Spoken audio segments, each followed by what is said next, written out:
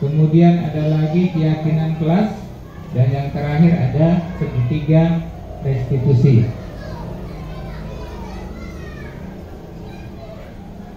Sebelum kita lanjut, kenalkan dulu, ini adalah fasilitator saya, yaitu Bapak Ketut Rustawan SPDNPD, kemudian Bapak pengajar praktik saya Pak Lukman Hakim SPDNPD yang sudah 2 kali berkunjung sekolah kita, dan saya sendiri TGP angkatan 11. Bapak Ibu, pembelajaran dengan paradigma baru itu merupakan pembelajaran yang dirancang berdasarkan prinsip pembelajaran berdiferensiasi, sehingga para peserta didik belajar sesuai dengan kebutuhannya berdasarkan tahap perkembangan sesuai teori psikologi modern untuk mewujudkan profil pelajar Pancasila. Baik, next. Nah, selanjutnya ada miskonsepsi tentang teori kontrol. Jadi ada ilusi guru mengontrol murid. Ada ilusi bahwa kritik dan membuat rasa bersalah mampu menguatkan karakter. Kemudian yang berikutnya, ilusi bahwa semua penguatan positif, efektif, dan bermanfaat. Dan yang terakhir, ada ilusi bahwa orang dewasa itu berhak memaksa.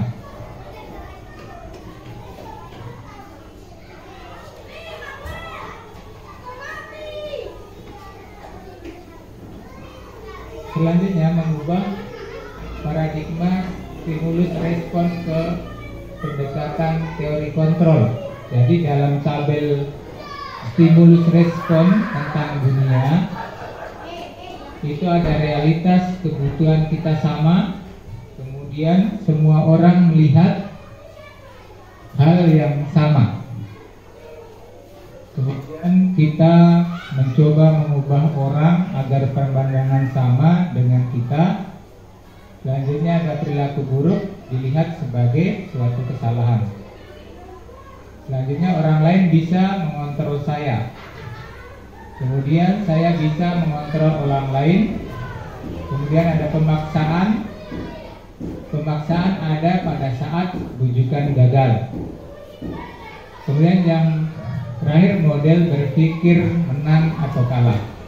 Sementara di teori kontrol tentang dunia, yang pertama itu ada realitas atau kebutuhan kita berbeda.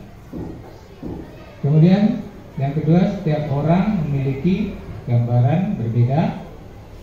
Kemudian yang ketiga, kita berusaha memahami pandangan orang lain tentang dunia. Selanjutnya yang keempat, semua perilaku memiliki tujuan. Yang kelima, hanya Anda yang bisa mengontrol diri Anda. Kemudian yang keenam, Anda tidak bisa mengontrol orang lain. Yang berikutnya, kolaborasi dan konsensus menciptakan pilihan-pilihan baru. Selanjutnya ada model berpikir menang-menang, yaitu tentang mengubah paradigma stimulus respon ke pendidikan teori kontrol. Jadi dari tabel itu ada perbedaan.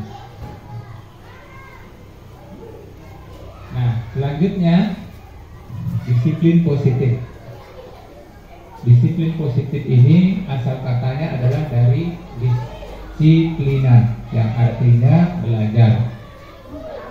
Disiplin itu mengacu pada disiplin diri yang memiliki tanggung jawab terhadap apa yang dilakukannya berdasarkan nilai-nilai yang diyakini. Selanjutnya, disiplin positif juga merupakan salah satu penerapan disiplin yang bertujuan untuk menumbuhkan kesadaran serta memberdayakan peserta didik tanpa imbalan penghargaan atau reward, ancaman atau hukuman.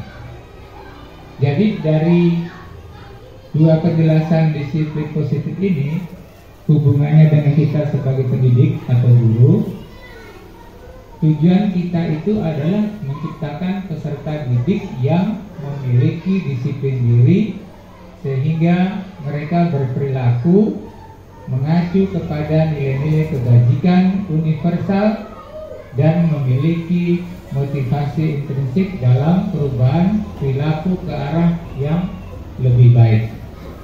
Jadi kira-kira itulah pemahaman kita tentang disiplin positif.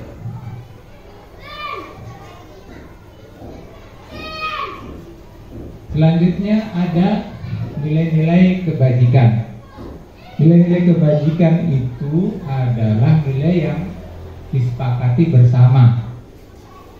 Jadi terlepas dari perbedaan suku bangsa, agama, bahasa maupun latar belakangnya. Nah, adapun contoh nilai kebajikan pada sebuah organisasi atau institusi itu, misalnya yang pertama ada profil pelajar Pancasila, yaitu beriman dan bertakwa kepada Tuhan Yang Maha Esa dan berakhlak mulia, berkebinekaan global, gotong royong, mandiri dan bernalar kritis. Kemudian ada IB Primary Years Program, PYP ya. Itu ada namanya toleransi, rasa hormat, integritas, mandiri, kemudian menghargai, antusias, empati, keingintahuan, kreativitas, kerjasama, percaya diri dan komitmen. Berikut nilai kebajikan yang ketiga adalah life skill atau keterampilan hidup. Jadi bisa dipercaya, lurus hati, pendengar yang aktif, tidak merendahkan orang lain, dan juga memberikan yang terbaik dari diri.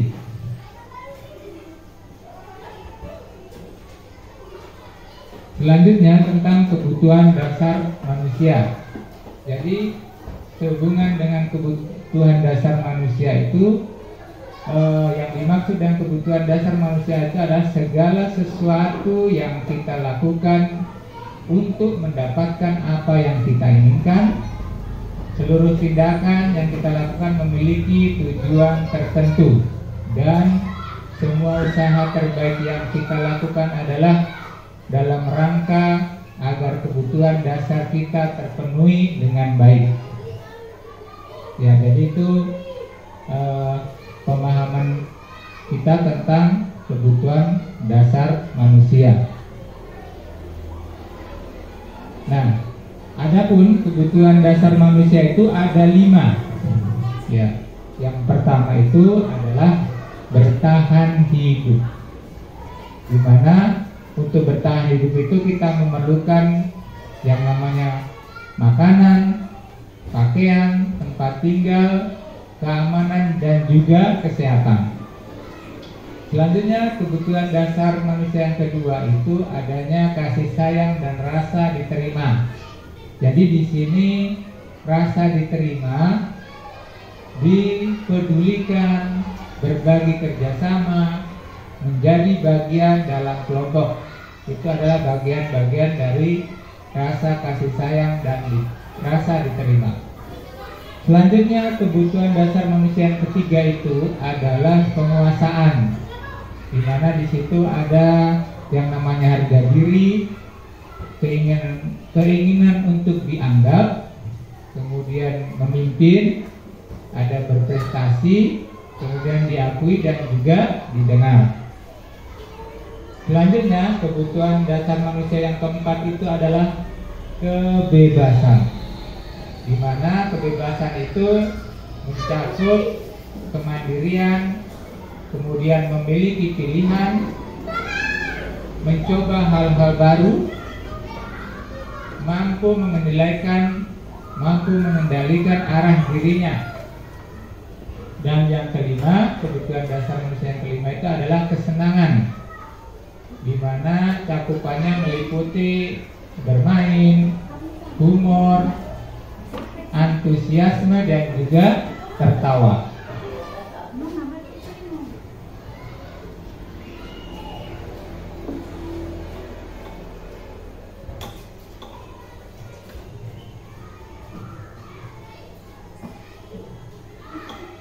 Ya, selanjutnya tentang contoh penerapan 5 posisi kontrol guru.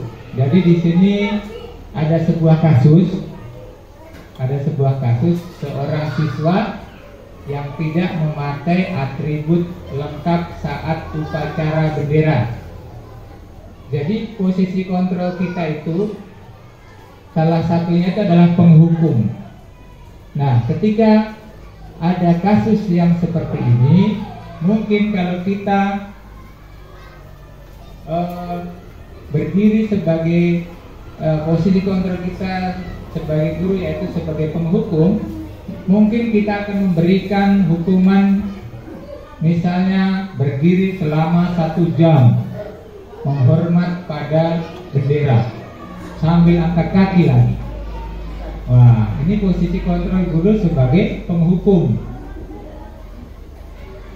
Nah, kira-kira menurut ibu-ibu posisi penghukum ini baguskah kita terapkan untuk anak-anak kita yang melanggar seperti tidak memakai atribut lengkap saat upacara bendera? Kira-kira menurut ibu-ibu, apakah posisi penghukum itu tepat kita terapkan di sekolah kita? Kalau menurut saya, Pak Guru tidak cocok diterapkan hukuman seperti itu karena terlalu memberatkan buat siswa. Iya, jadi memang betul sekali apa yang disampaikan oleh Ibu Guru Neneng, bahwa posisi posisi kontrol guru sebagai penghukum itu sudah tidak tepat lagi kita terapkan di sekolah, karena itu bisa menyakiti dan membuat dendam kepada anak, kepada kita. Ya. Kemudian ada lagi di sini sebagai posisi kontrol guru sebagai pembuat rasa bersalah. Ya, misalnya kita bertanya kepada anak murid kita yang melanggar. Jadi bunyi pertanyaannya seperti ini misalnya, berapa kali bapak atau ibu harus memberitahu kamu selalu saja mengecewakan bapak dan ibu. Nah, kalimat ini posisi kontrol guru juga membuat rasa bersalah. Jadi dengan kalimat seperti itu akan membuat anak-anak itu merasa bersalah dengan apa yang dia lakukan.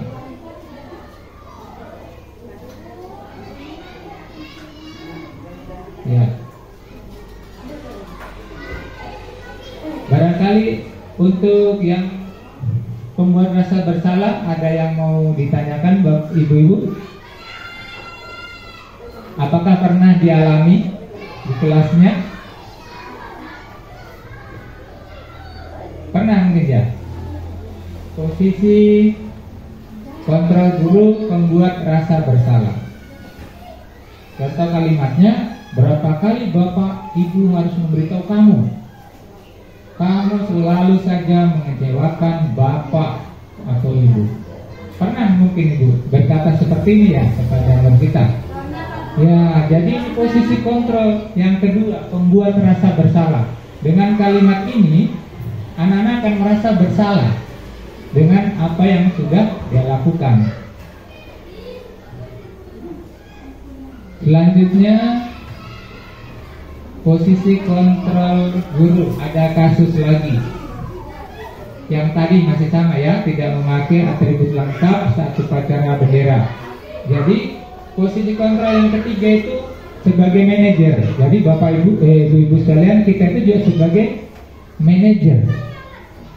Misalnya kita bertanya lagi kepada anak yang melanggar tadi, apakah kamu tahu kesalahanmu? Kira-kira bagaimana kamu memperbaiki kesalahanmu? Jadi kalimat ini diucapkan oleh guru dalam posisi kontrol sebagai manajer. Jadi kurang lebih kalimatnya, apakah kamu tahu kesalahanmu? Kira-kira bagaimana kamu memperbaiki kesalahanmu? Ya.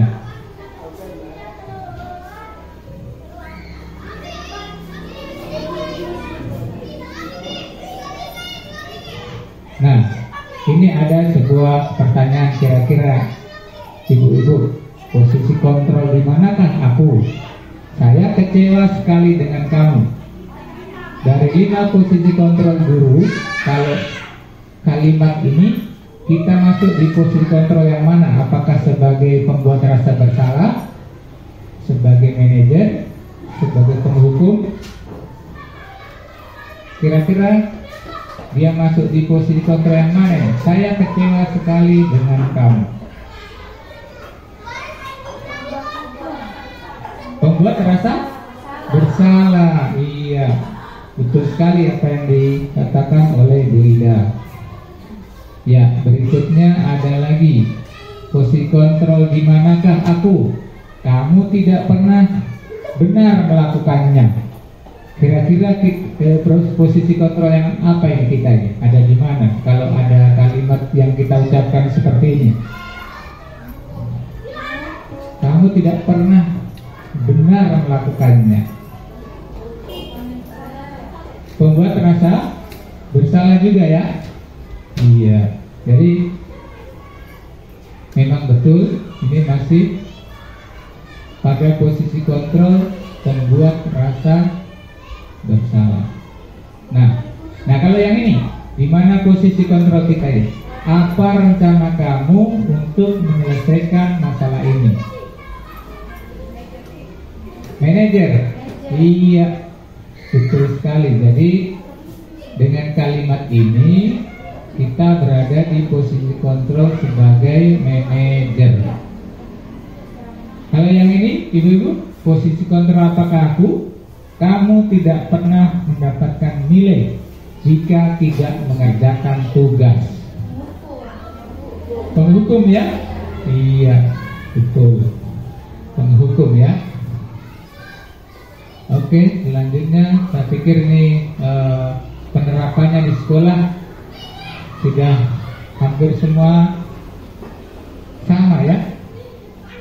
Berikut keyakinan kelas. Mengapa keyakinan kelas? Pertanyaannya, mengapa bukan peraturan sekolah? Coba perhatian, semua masuk di dalam kelasnya. Tidak ada yang tinggal di luar kelas. Menurut ibu-ibu, masuk semua di dalam kelasnya. Mengapa keyakinan kelas bukan peraturan kelas? Tidak ada yang tinggal di luar. Kalau keyakinan kelas itu yang bagaimana? Kalau peraturan kelas itu yang bagaimana? Yang agama Mungkin Kristen ada yang bisa memberikan pendapatnya, Ibu? Pulang. Kalau keyakinan kelas Tutup pintunya sana, tutup pintu. Itu yang di ujung sana kelas berapa? Kalau menurut saya keyakinan kelas itu apa-apa saja yang sudah menjadi kesepakatan semua murid itu menjadi keyakinan kelas. Kalau peraturan kelas, kalau menurut saya lebih ke gurunya yang membuat peraturan. Iya. Saya pikir apa yang dikatakan oleh Bu Ida tadi sudah benar ya. Keyakinan kelas itu adalah kesepakatan yang disepakati oleh warga sekolah atau warga kelas tentang apa-apa yang ingin diatur di dalam kelas itu ya. Sementara peraturan kelas adalah peraturan tertulis yang mengikat kita ya untuk untuk kita taati dan kita jalankan. Di mana kalau peraturan itu dilanggar tentunya ada sanksi. Ada sanksi yang akan diberikan kepada kita. Iya. Berikut pembentukan keyakinan kelas. Jadi mungkin pada awal ajaran baru yang lalu, ibu-ibu juga sudah membentuk keyakinan kelas masing-masing. Yang mana pembentukan keyakinan kelas itu harus bersifat abstrak. Kemudian berupa pernyataan universal. Kemudian keyakinan kelas juga dibuat dalam pernyataan positif. Selanjutnya keyakinan kelas sedikit saja ya, supaya mudah diingat. Keyakinan kelas juga harus sesuai dengan kondisi kelas dan sekolah sehingga mudah untuk diterapkan. Kemudian keyakinan kelas itu harus semua warga sekolah atau warga kelas itu dilibatkan saat membuat keyakinan kelas. Jadi ini yang penting. Keyakinan kelas itu harus melibatkan seluruh warga sekolah ataupun warga kelas. Nah, kalau kita sebagai wali kelas, berarti keyakinan kelas itu kita buat di kelas sesuai dengan warga kelas kita. Harus semua dilibatkan anak murid kita di kelas itu. Demikian juga kalau mau membuat keyakinan sekolah, itu harus dilibatkan seluruh warga sekolah, mulai dari guru-gurunya, stafnya, muridnya, dan pemangku jabatan, yaitu ibu kepala sekolah. Berikut ini segitiga restitusi. Ya, segitiga restitusi ini adalah kalau mau dibilang resep atau obat, kalau istilah dokter itu resep untuk mengobati penyakit. Kalau kita di sekolah, kita itu kan sebagai guru banyak kita menghadapi kasus-kasus anak-anak kita yang kadang-kadang muncul tidak terduga. Ya, jadi kita dikasih solusi untuk menyelesaikan setiap permasalahan di sekolah kita itu dengan segitiga restitusi. Adapun bagian dari segitiga restitusi itu, yang pertama adalah validasi tindakan yang salah. Jadi untuk memvalidasi tindakan yang salah itu ada pertanyaan yang kita ajukan kepada siswa kita yang melanggar. Misalnya gini, kamu tentu punya alasan mengapa melakukan itu. Nah, itu kita tanyakan kepada anak yang melanggar. Yang berikutnya, adakah cara yang lebih efektif untuk mendapatkan apa yang kamu butuhkan? Ya, itu bagian dari validasi tindakan yang salah. Kemudian ada yang di bawah itu menstabilkan identitas. Jadi bunyi pertanyaannya kepada murid kita yang melanggar, kita bisa bilang gini, setiap orang pasti pernah melakukan kesalahan. Jadi ketika ada murid kita yang melakukan kesalahan, kita tidak langsung judge dia, kita salah-salahkan dia. Kita bilang aja gini misalnya, setiap orang pasti pernah melakukan kesalahan. Supaya apa? Ya supaya anak ini tidak takut, dia stabil. Dia stabil dulu dirinya. Mungkin pada saat itu anak itu masih dalam keadaan marah atau apa, moodnya masih belum bagus. Jadi kita stabilkan dulu identitasnya supaya dia tenang, supaya merasa tidak dihakimi. Berikut untuk menstabilkan identitas ada lagi kalimat yang bisa kita utarakan ke murid kita, yaitu kamu bukan satu-satunya yang pernah melakukan ini. Nah, dengan kalimat seperti ini anak-anak itu akan merasa tenang dia.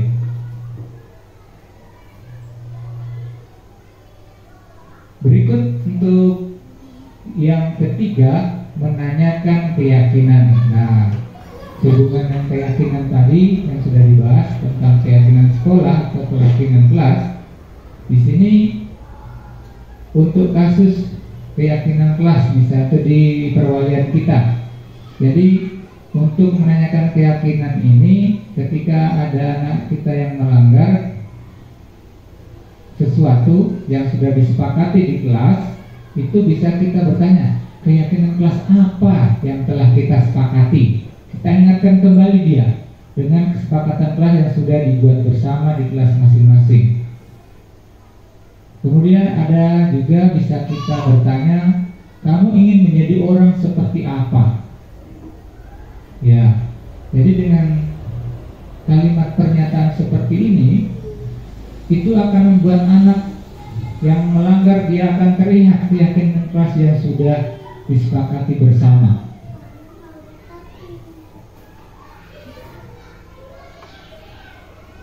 Oke, dulu tentang restitusi ada yang mau ditanyakan barangkali?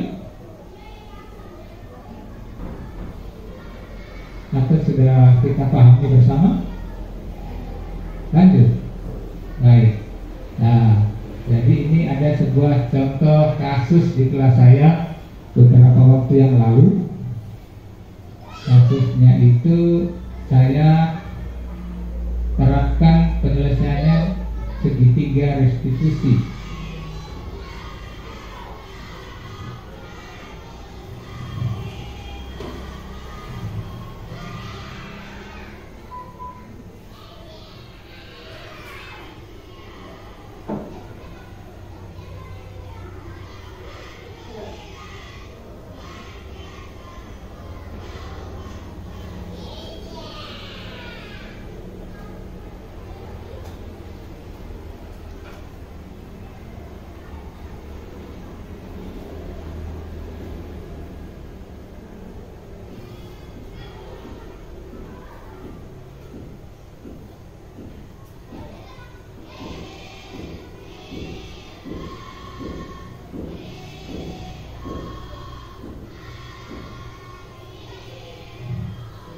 Oh ternyata belum connect ini Bluetooth-nya ya.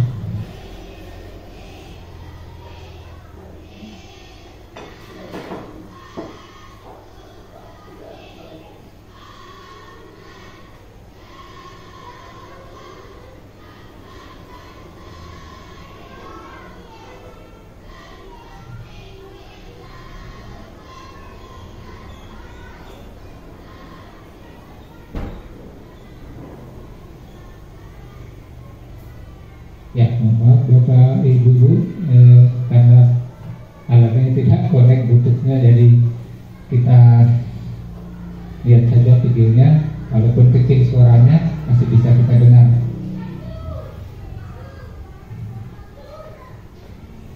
Jadi ini ceritanya di kelas saya itu ada pas saya sudah melakukan pembelajaran, ada anak-anak yang datang terlambat. Pelajaran sudah berlangsung.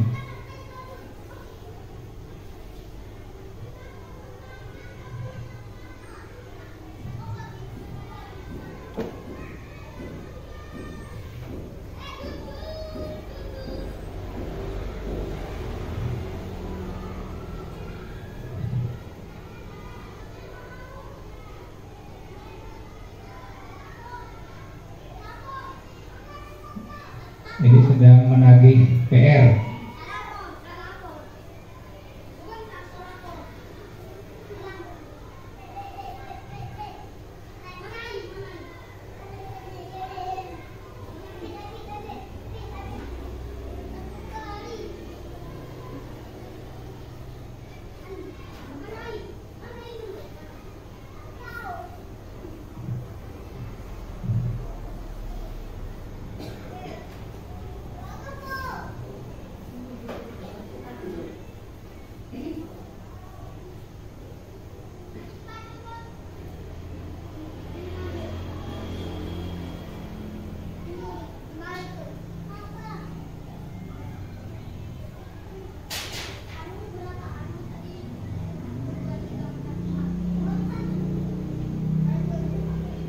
Nah itu murid saya baru datang itu, satu orang. Dia datang terlambat. Jadi dia diteriaki oleh teman-temannya karena datang terlambat.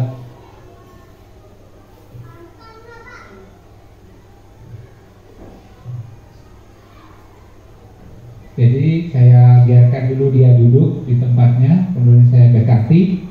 Saya tidak marahi dia. Saya tanya, kenapa kamu terlambat nak?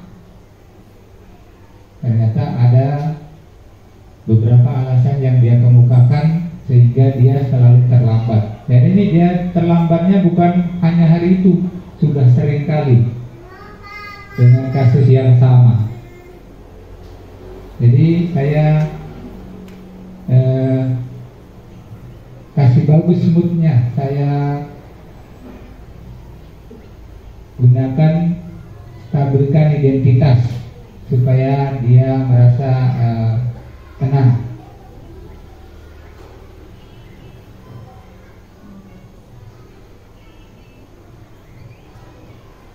Berikutnya kasusnya masih di hari yang sama, ini ada dua kasusnya ini. Kalau yang satu itu anaknya namanya Dimas, dia usil. Ketika saya mengajar, dia selalu mengganggu temannya, usil. Nah, kebetulan dia duduk di sebelahnya yang, oh enggak, di belakangnya, masih di belakangnya tadi yang terlambat itu. Dia selalu mengganggu saja temannya ketika saya lagi menjelaskan.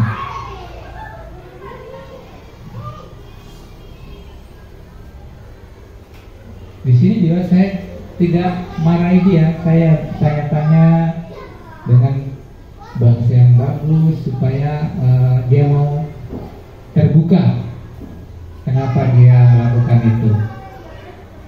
Itu tahapan dari segitiga restitusi, yaitu menstabilkan identitas.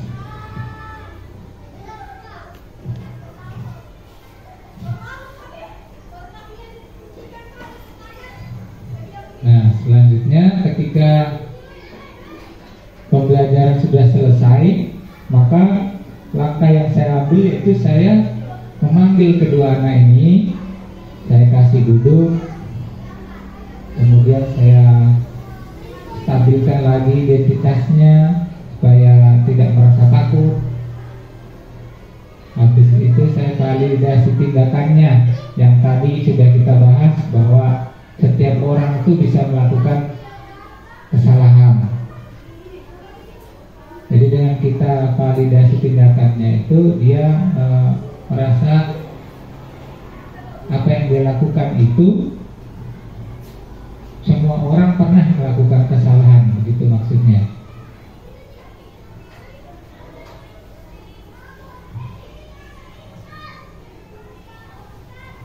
Jadi satu persatu anak ini saya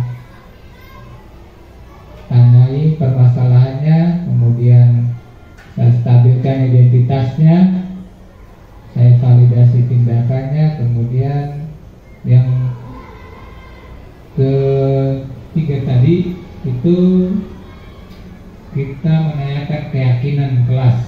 Nah, kenapa dia berbuat seperti itu? Jadi saya ingatkan mereka tentang keyakinan kelas yang sudah disepakati di kelas 5B.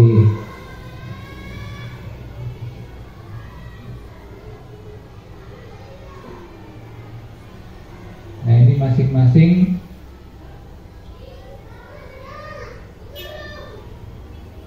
yang anak yang melanggar tadi, prosesnya segitiga restitusi, mulai dari menstabilkan identitas, kemudian memvalidasi tindakan yang salah, kemudian yang terakhir menanyakan keyakinan. Ini untuk Dimas, kemudian ini untuk Narendra. Jadi pada tahap terakhir ini ada tanggapan.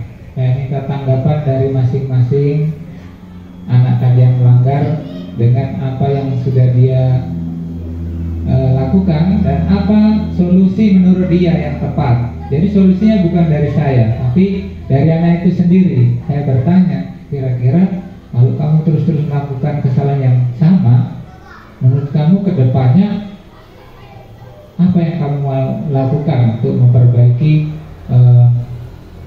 apa yang sudah kamu lakukan seperti itu.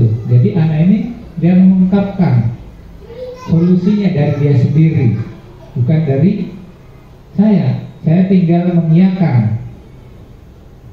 Saya mengiyakan apa yang akan dia lakukan.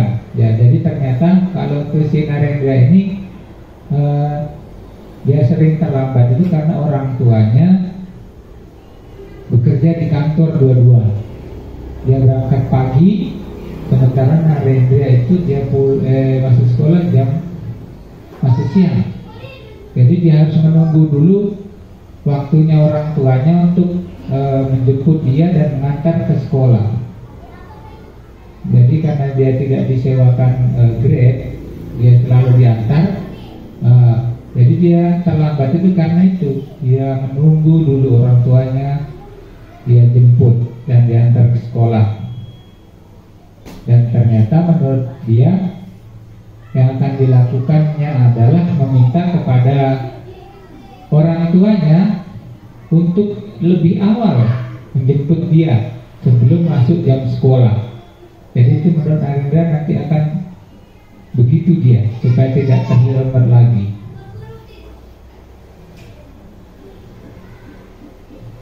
Nah, terakhir ada penutup.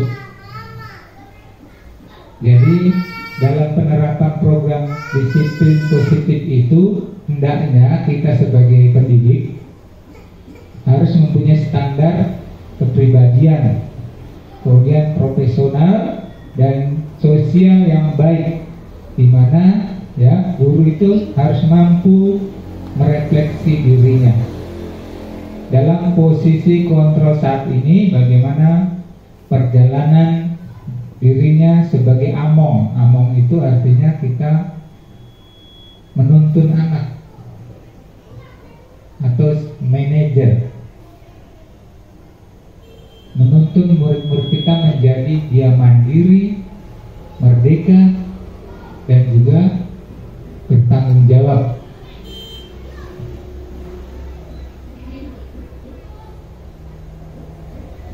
Ya, sekian dan terima kasih.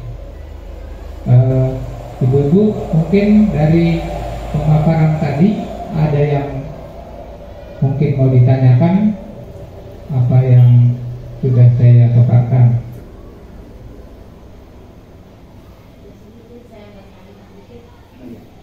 Silakan. Terima kasih. Saya mau tanya ini tentang apa tadi yang saya lihat itu. Yang mana, Bu? Apa di depannya lagi sedikit. Ini. Ya, ya. Ini? Ya. Saya mau tanya, itu pembentukan keyakinan kelas apa sama dengan kesepakatan kelas? Iya, sama itu. Oh, sama. Iya. Oh, hanya namanya yang berbeda mungkin ya? Iya, sama. Keyakinan itu kalau kita di sekolah, ya kalau keyakinan sekolah berarti tadi kita melibatkan seluruh warga kelas. Tapi kalau keyakinan kelas berarti hanya anak murid kita, perwalian kita saja.